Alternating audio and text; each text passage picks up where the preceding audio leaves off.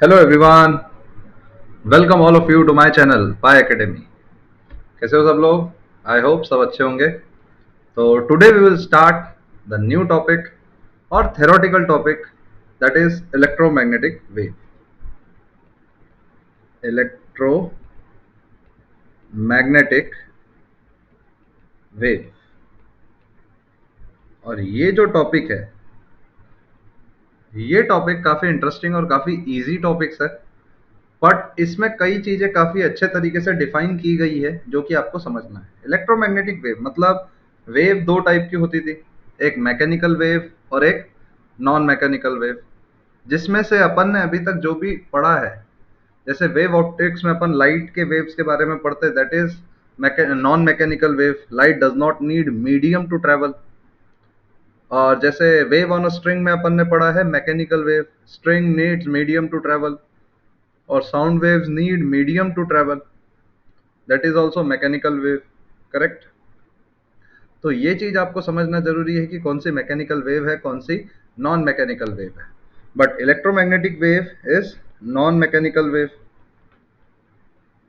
Mechanical wave, electromagnetic wave is non mechanical wave. Okay, तो ये अगर नॉन मैकेनिकल वेव है तो it does not need medium to travel, does not need medium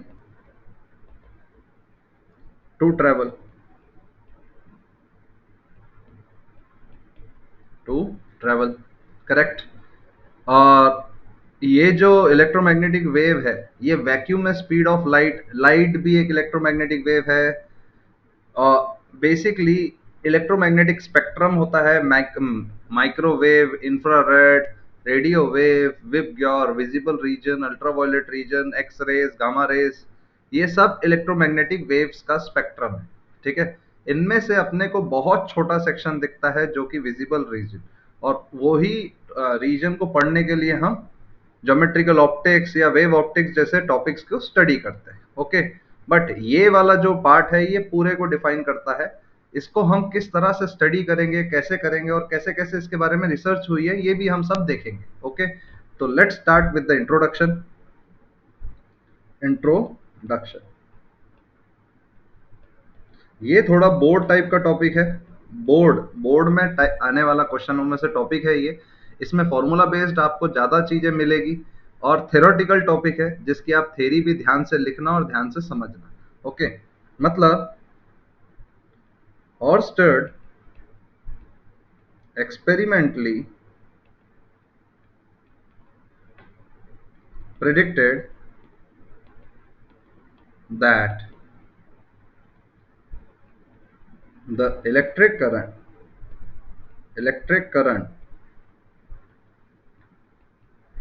produces a magnetic field।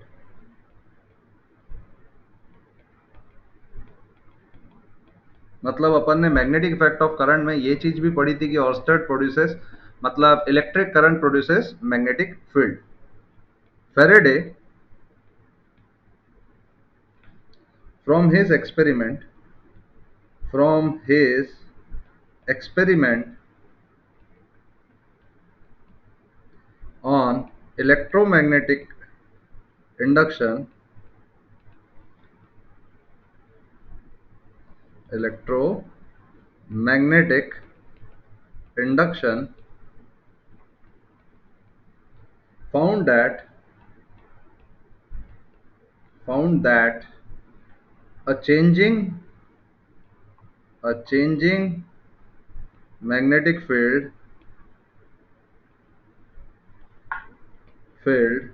produces electric field,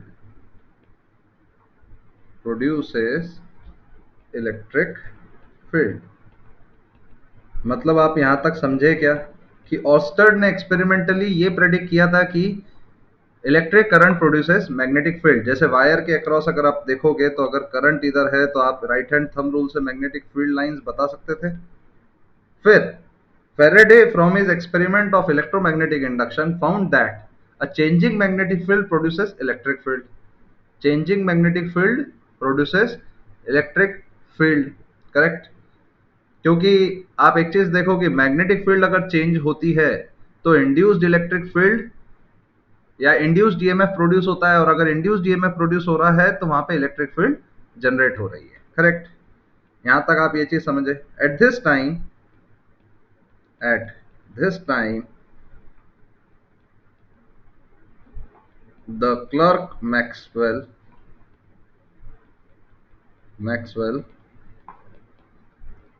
state that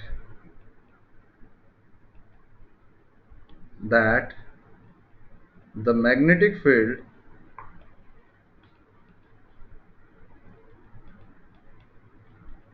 is not only produced by electric field produced by electric field sorry magnetic field is not only produced by electric current but also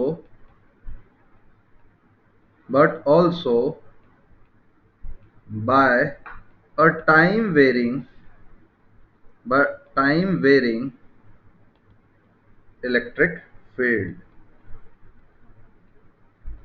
मतलब उसने ये भी पता किया कि magnetic field electric current से ही सिर्फ produce नहीं होता, वो चेंजिंग इलेक्ट्रिक फील्ड से भी मैग्नेटिक फील्ड प्रोड्यूस होता है। वो चेंजिंग इलेक्ट्रिक फील्ड से भी मैग्नेटिक फील्ड प्रोड्यूस होता है।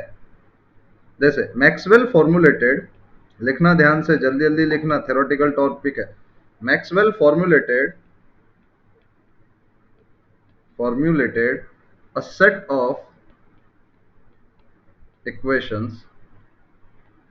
of equations involving electric and magnetic fields.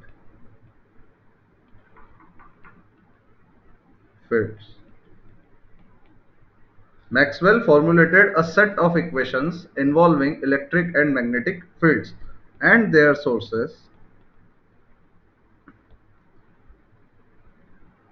and their sources bracket the charge and current.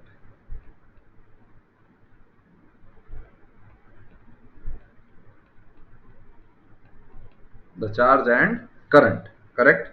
These equations these equations these equations are known as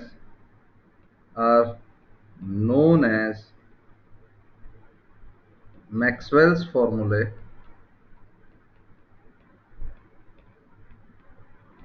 Maxwell's formula explain mathematically math, mathematically all the basic laws of electromagnetism.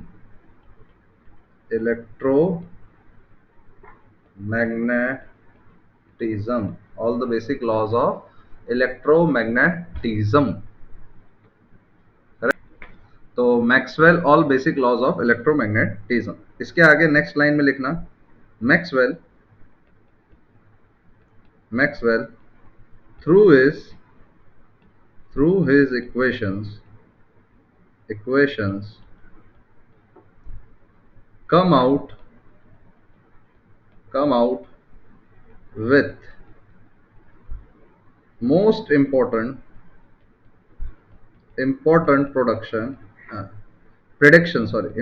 prediction, that is the existence of electromagnetic waves which can propagate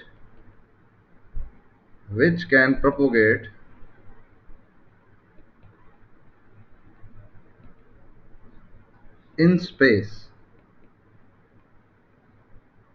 with a speed of with a speed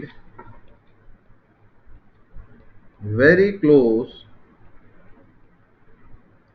to speed of light. Speed of light 3 into 10 की power 8 meter per second.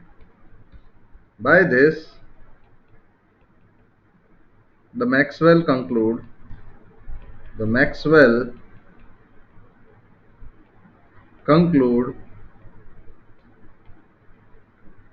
that light is electromagnetic wave. Maxwell conclude that light is electromagnetic wave. ये समझ लेना Maxwell ने ये सारी theory कैसे develop की ये भी मैं आपको अभी समझाऊंगा. हर एक चीज समझाने की कोशिश करूंगा सच दैट कि आपको ये सारी चीजें फील हो. ठीक है, तो देखो ये आपने थ्योरी लिखी, आपको यहाँ तक समझ में आई. क्या हुआ एक्चुअली, हकीकत क्या थी कि जैसे ही ये इक्वेशन आप देखते हो, मैं सब कुछ लिखाऊंगा अभी, बस ध्यान से समझना कि लिखा कैसे जाता है. ओके, कि B dot D L correct. जैसे ही आप बी डॉट डी एल बोलते हो तो ये आ जाता है mu naught J dot D A. Actually हकीकत में इक्वेशन ये होती है, हकीकत में इक्वेशन ये होती है. हम जो अभी तक इक्वेशन देखते थे, जैसे अपन क्या इक्वेशन देखते थे अभी तक एम्पियर सर्किटल लॉ में, म्यू नॉट आई इनसाइड, यही इक्वेशन देखते थे अपन एम्पियर सर्किटल लॉ में. पर अपन ने ये देखा था J is equal to J by A is equal to I, sorry अपन ने ये देखा था J is equal to I by A, और अपन ये भी बोलते थे J dot A is equal to I, J dot A is equal to I. Correct, अभी तक अपन ये भी बोलते थे J dot A is equal to I. यहां तक अपन ने सारी सिचुएशन ये समझी थी, तो एक्चुअल में ये रूल होता था. ठीक है, तो ये चीज तो हो गई. अब फिर क्या हुआ, एक सर्किट एनालाइज हुआ. फिर क्या हुआ, एक सर्किट एनालाइज हुआ. जैसे कि ये कैपेसिटर लगा हुआ था, यहां पे एसी है. ठीक है, एसी बैटरी है या एसी कनेक्शन है, और एसी कनेक्शन अप डाउन करता रहता है continuously. AC connection up down करता रहता है कंटिन्यूअसली. ठीक है, जैसे यहाँ पे प्लस चार्ज है कैपेसिटर में, यहाँ पे माइनस चार्ज. करेक्ट, यहाँ पे प्लस चार्ज, यहाँ पे माइनस चार्ज. ओके, तो फिर हमें यहाँ से क्या पता चलता है, जैसे मान लो करंट यहाँ प्रोड्यूस हुआ आए, करंट यहाँ प्रोड्यूस हुआ आए, तो देखो यहाँ पे क्या पता चलता है फिर कि अगर अपन ने यहाँ पे लूप लगाया, ठीक है ध्यान से देखना, यहाँ पे अगर लूप लगाया और यहाँ पे मैग्नेटिक नीडल लगाया, तो आपको मैग्नेटिक नीडल डिफ्लेक्ट होते हुए दिखेगी, बिकॉज करंट कैरिंग वायर में मैग्नेटिक फील्ड प्रोड्यूस होती है. जैसे अगर ये वायर है यहाँ पे, जैसे यहाँ करंट प्रोड्यूस हो रहा है, जैसे अगर देखो तो यहाँ पे करंट प्रोड्यूस हो रहा है इस डायरेक्शन में, हाँ इस डायरेक्शन में. तो अगर राइट हैंड थंब रूल से देखा जाए, इस डायरेक्शन में अगर करंट प्रोड्यूस हो रहा है तो डिफ्लेक्शन इधर आएगा मैग्नेटिक फील्ड का, ऐसे ऐसे मैग्नेटिक फील्ड होगी, और ये नीडल डिफ्लेक्ट होगी. ओके, बट इसी तरह से अगर मैंने लूप ऐसा कंसिडर किया, ऐसा लूप अगर कंसिडर किया मैंने, तो यहां पे करंट तो अंदर जा रहा है पर बाहर तो आ ही नहीं रहा है, पर यहां मैग्नेटिक फील्ड तो है. मतलब मैक्सवेल ने ये सवाल पूछा एम्पियर सर्किटल लूप लॉ से, तो इसका जवाब नहीं मिला, इसका जवाब नहीं मिला कि अगर ऐसा लूप बनाया गया. और दूसरी चीज, जैसे एम्पियर सर्किटल लूप या लॉ ये भी कहता है कि current carrying wire produces electric field, but देखा गया ऐसा भी है कि यहां पे भी अगर लूप बनाया गया ऐसा कैपेसिटर के बीच में, तो यहाँ पे कोई करंट कैरी तो हो नहीं रहा, यहाँ पे तो इलेक्ट्रिक फील्ड है, यहाँ पे तो इलेक्ट्रिक फील्ड है. बट यहाँ पे भी लूप में मैग्नेटिक फील्ड नीडल, मतलब यहाँ पे अगर लूप रखा गया या यहाँ पे नीडल रखी गई तो वो भी डिफ्लेक्ट होते हुए दिखी. मतलब यहाँ पे भी सेम मैग्नेटिक फील्ड प्रोड्यूस हो रहा था जो यहाँ पे हो रहा था. जो यहाँ पे हो रहा था। मतलब ये देखा गया कि कैपेसिटर के बीच में अगर लूप रखा जाए तो वहां पे भी सेम मैग्नेटिक फील्ड डिटेक्ट हो रहा था जो करंट कैरिंग वायर पे डिटेक्ट हो रहा था। तो इसका मतलब है कि एम्पियर सर्किटल लॉ सिर्फ करंट कैरिंग वायर के लिए वैलिड नहीं है। यहाँ पे चेंज, क्योंकि यहाँ पे कैसा है, एसी सर्किट है। जैसे यहाँ पे जो बैटरी है वो एसी है, अगर यहाँ पे जो बैटरी है वो एसी है तो ये कंटिन्यूअस चेंजिंग इलेक्ट्रिक फील्ड हो रहा है, कंटिन्यूअस, प्लस इधर प्लस इधर प्लस इधर प्लस इधर। तो change in electric field also produces magnetic field, change in electric field also produces magnetic field. But अगर लूप ऐसा बनाया गया, देखो लूप अगर ऐसा बनाया गया तो लूप के अंदर करंट तो आ रहा है पर बाहर नहीं जा रहा है, बट इसके अंदर भी मैग्नेटिक फील्ड है। तो इसका रूल, या मतलब ये इसका कोई एक्सप्लेनेशन नहीं दे पाया, करेक्ट। तो फिर मैक्सवेल ने चार इक्वेशन बताई, फिर मैक्सवेल ने चार इक्वेशन बताई, जैसे कि लिखना मैक्सवेल इक्वेशन, मैक्सवेल इक्वेशन, यही तो इंपॉर्टेंट पार्ट है इसका, and Lorentz force, Lorentz force. उसने क्या चार इक्वेशन बताई, देखो। फर्स्ट इक्वेशन, ये क्लोज लूप है मतलब surface, E dot D S, E dot D S area is equal to Q by epsilon naught flux. ये तो अपन ने पढ़ा ही था, गॉस लॉ, करेक्ट। तो इसने यही बोला, this equation is Gauss law in electrostatics, electrostatics. This gives the value of total electric flux in terms of charge enclosed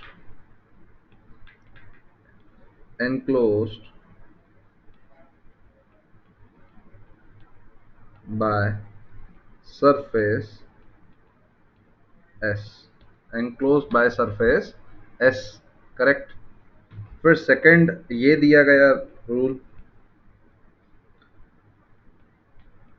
B dot D S, ये इसको जीरो बोला गया, इसको जीरो क्यों बोला गया। दिस इक्वेशन इज, देखना ध्यान से, this equation is Gauss law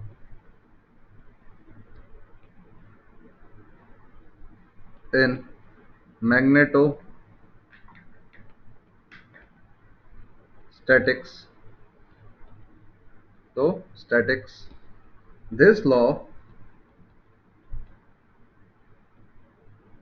show that the number of magnetic field lines, the number of magnetic field lines entering a closed surface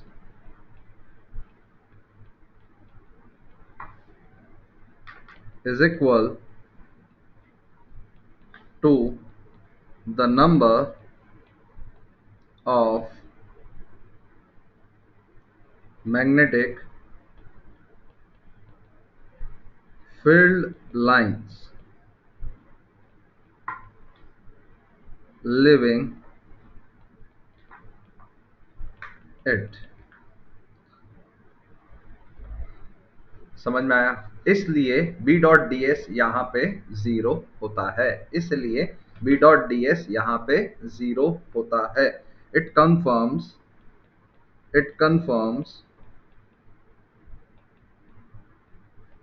the absence it confirms the absence of magnetic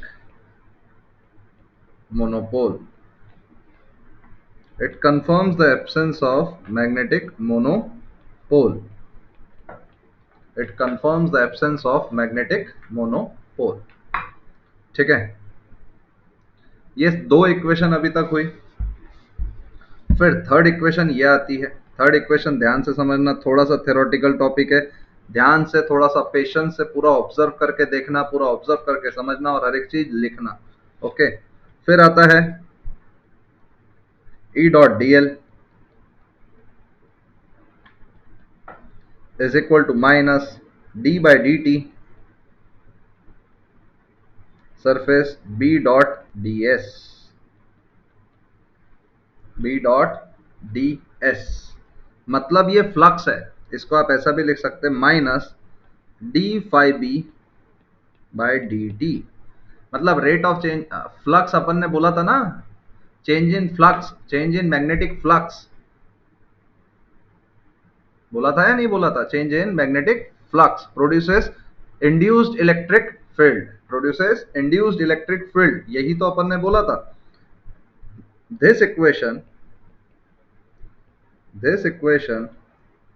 is Faraday's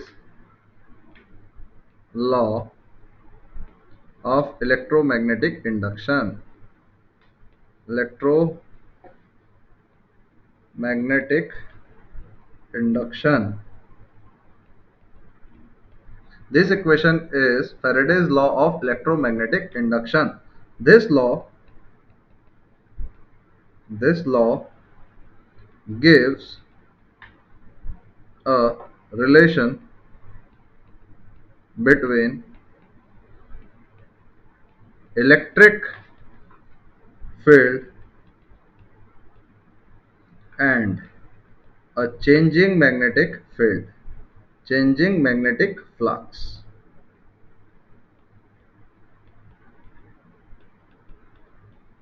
Change in magnetic flux. This law gives a relation between electric field and changing magnetic flux. It shows that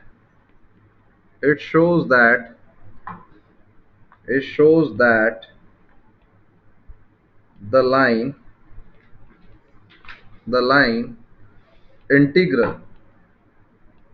line integral of electric field around any closed path, electric field around any closed path, electric field around any closed path, that is EMF, is equal to the ध्यान से देखना है, equal to the time rate of change of magnetic flux through the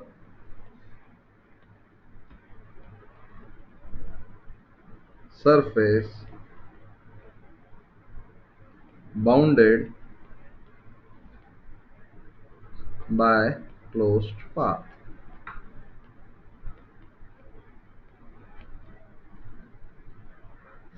ठीक है, this law gives a relation between electric field and changing magnetic flux. It shows that the line integral of electric field around any closed path, that is EMF, is equal to the time rate of change of magnetic flux through the surface bounded by closed path. ये सारी चीजें आपको पहले पढ़ाई हुई है, ठीक है ना?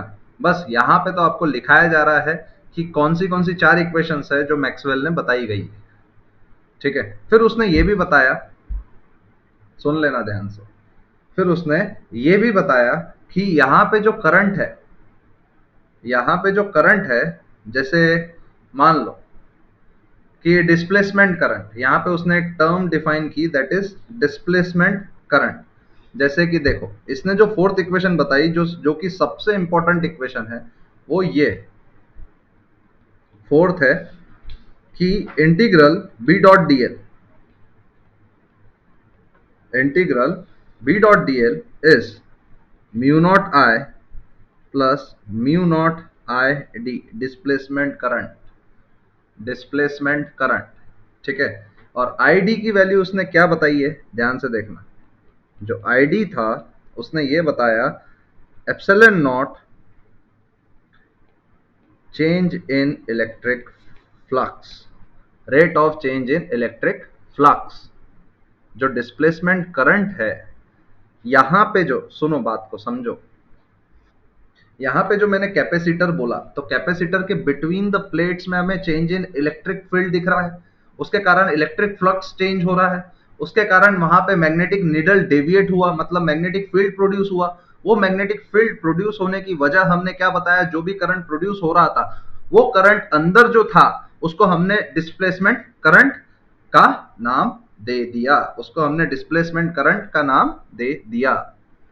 फिर आता है, ध्यान से देखना, कि ये चीज अपन ने लिखी, और इसके बाद अगर अपन लिखते हैं तो ये लिखते हैं this equation is generalized form of Ampere's circuital law,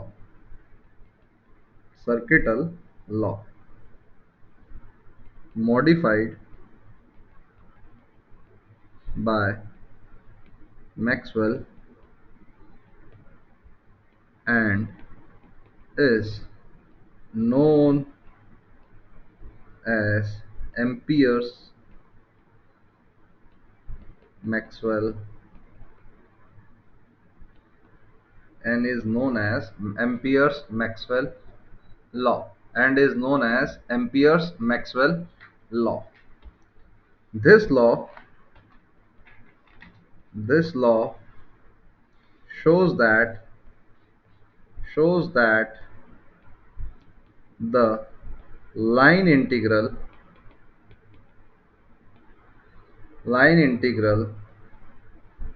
of the magnetic field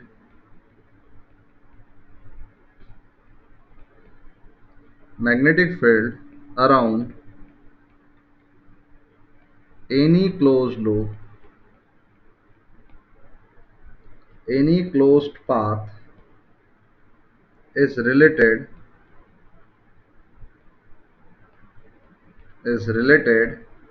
to the conduction current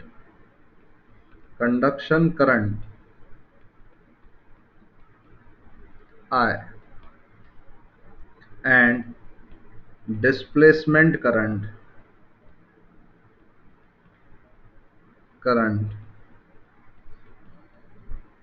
ID through the path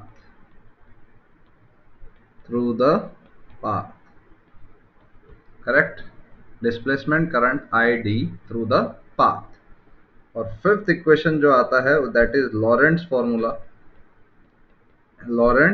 formula,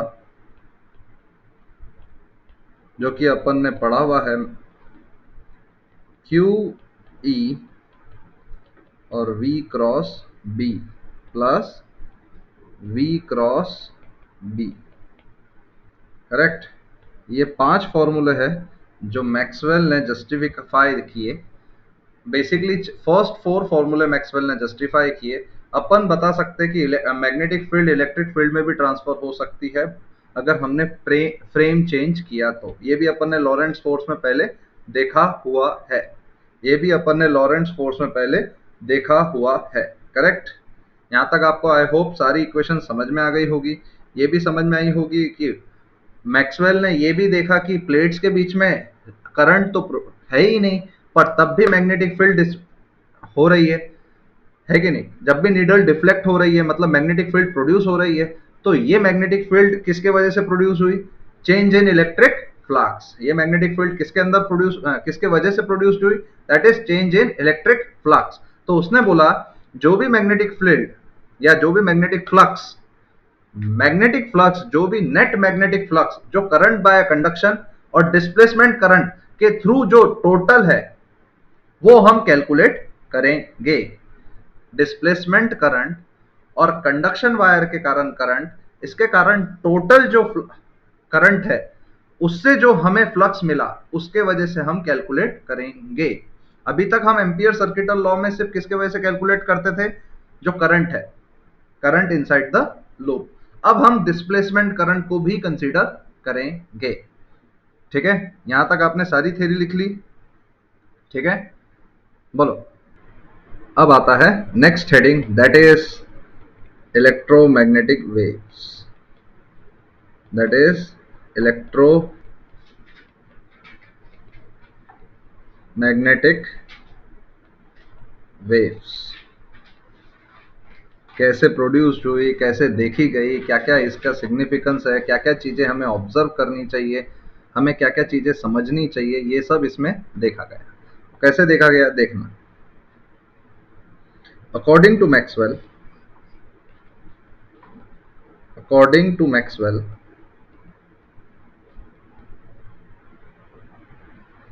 लिखो फटाफट। According to Maxwell, the electromagnetic waves are those waves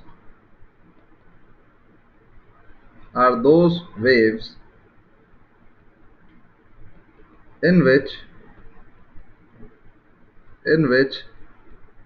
there are sinusoidal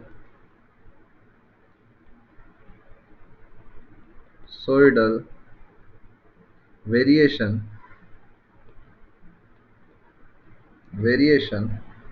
of electric and magnetic field vectors at right angles to each other, to each other, as well as at right angles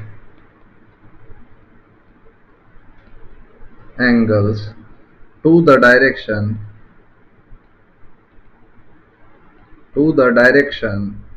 of wave propagation.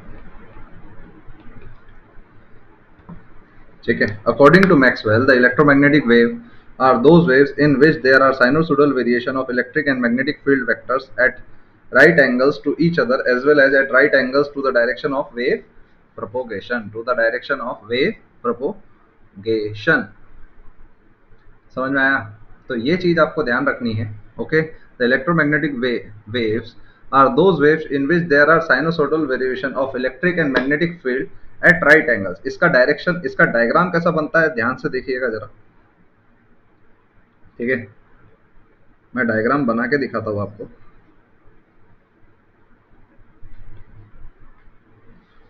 ये होता है y, ये होता है z, ये होता है x।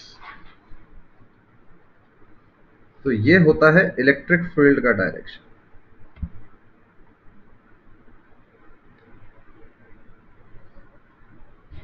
ठीक है, और ये होता है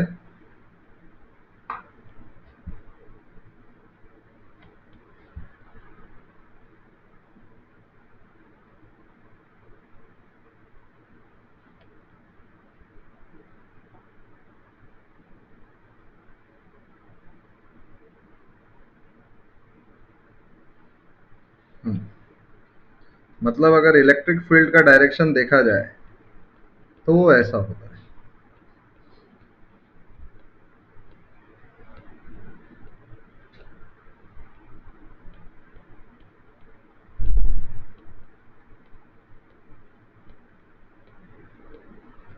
ठीक है,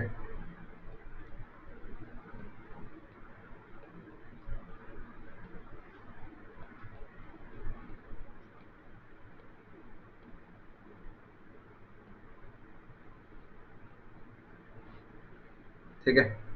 इलेक्ट्रिक फील्ड और मैग्नेटिक फील्ड का डायरेक्शन इस तरह से ही होता है। ओके,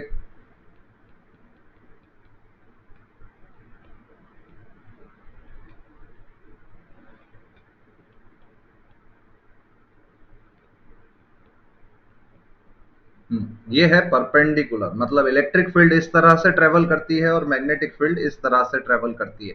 ये आपस में साइनोसॉइडल इक्वेशन होती है और ये आपस में परपेंडिकुलर होते हैं। और इलेक्ट्रोमैग्नेटिक वेव का प्रोपोगेशन इस डायरेक्शन में होता है, direction of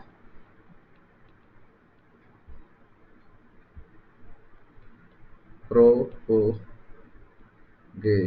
direction of propagation, correct, direction of propagation. समझ में आया कि मतलब एक चार्ज ऐसे प्रोड्यूस होता है और वेरिएबल इलेक्ट्रिक फील्ड के कारण मैग्नेटिक फील्ड प्रोड्यूस होती है, और ये साइमल्टेनियसली साथ में प्रोड्यूस होती है, और इसके कारण इलेक्ट्रोमैग्नेटिक वेव प्रोड्यूस होता है, इसके कारण इलेक्ट्रोमैग्नेटिक वेव प्रोड्यूस होता है। तो आप एक चीज सीधा समझिए कि both this fields E vector and B vector vary with time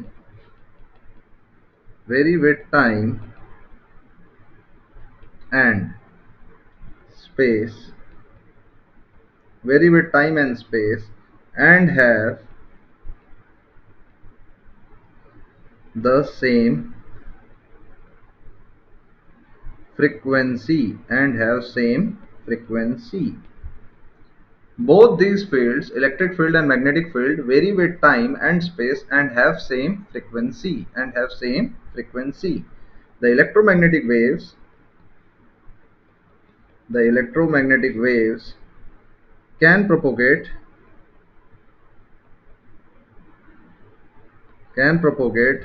through the space with speed of light,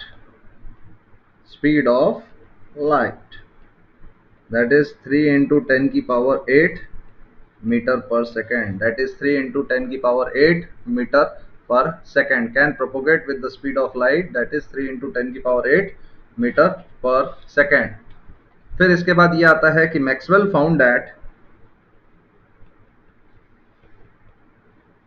Maxwell also found that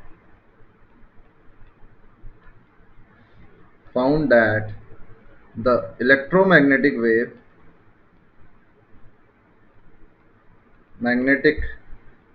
wave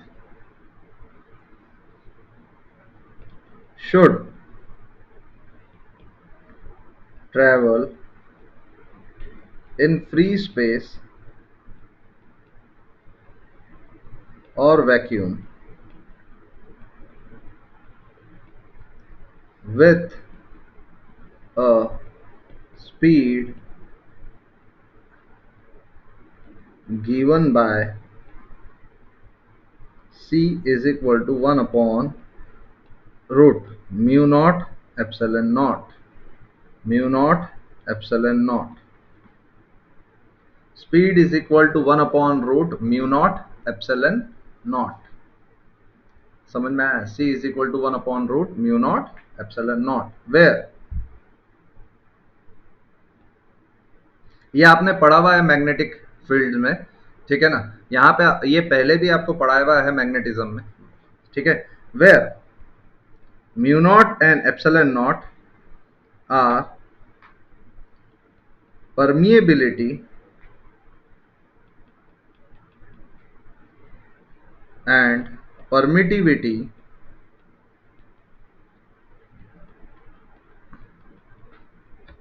of free space respectively, where mu naught की वैल्यू क्या होती है 4 pi into 10 की power -7 weber पर ampere, ठीक है, metre, where epsilon not की होती है 8.85 into 10⁻⁻12 coulomb square upon newton metre square. ठीक है, coulomb square upon newton metre square. Correct. यहाँ तक आपको ये बात पूरी ध्यान से समझ में आ गई होगी। स्पीड ऑफ लाइट यही है, क्योंकि ये थ्योरेटिकल टॉपिक है और काफ़ी ज़्यादा थ्योरी इन्वॉल्व है, इसलिए मैं ढंग से आपको हर एक चीज़ की थ्योरी लिखा रहा हूँ। आप ढंग से इसकी थ्योरी लिखना और ढंग से समझना। ओके, नेक्स्ट आता है, देखना ध्यान से। द वेलोसिटी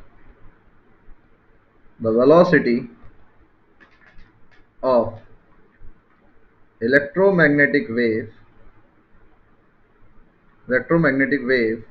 in मीडियम क्या होती है? 1/μ epsilon. 1/μ epsilon. The velocity of electromagnetic wave in medium is 1/μ epsilon. और इसका सिंपल सिग्निफिकेंस क्या होता है? Mu is basically mu r mu naught, epsilon r is basically epsilon. समझ में आया? यहाँ से ये चीज आपको पूरी ढंग से समझ में आ जानी चाहिए। बेसिकली हम इसको ऐसा भी बोलते C/n। और C/n कैसे? 1/√μr mu naught epsilon R epsilon not.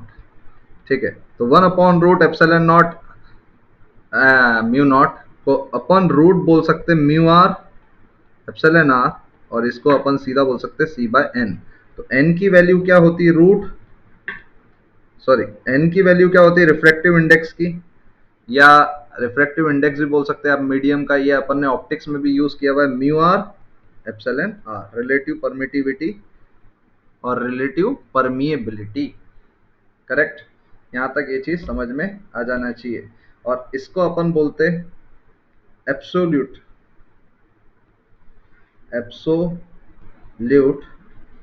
Permeability,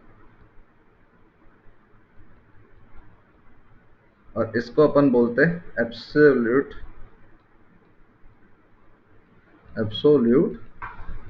permittivity of medium. ध्यान से समझना ये चीज, एब्सोल्यूट परमिटिविटी ऑफ मीडियम।